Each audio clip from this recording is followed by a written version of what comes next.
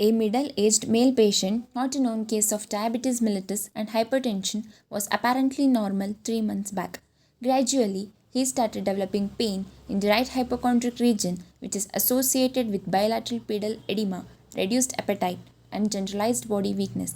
For all these complaints, initially he consulted to nearby hospital, but patient did not get complete relief. Later, he consulted to our hospital and clinically diagnosed as Madathyaya and Udara, which is treated accordingly. Patient got relief from symptoms after 10 days of oral medicine.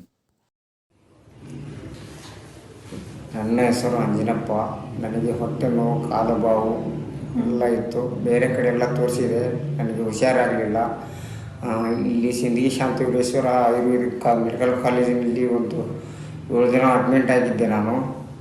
ಇಲ್ಲಿ ಸಿದ್ದನಗೌಡ್ರು sir ಅಂತ ಅವರು ನೋಡಿದರು ನಮಗೆ. ಅವರು ಒಳ್ಳೆ ಚೆನ್ನಾಗಿ ನೋಡಿ treatment ಕೊಟ್ಟರು.